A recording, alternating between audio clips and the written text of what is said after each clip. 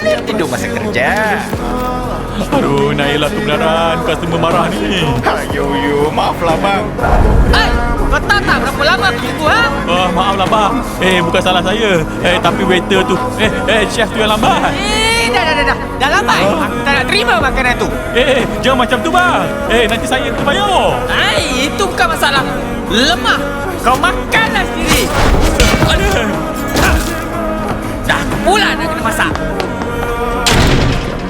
Aduh, sakit kepala kebenaran. Aduh.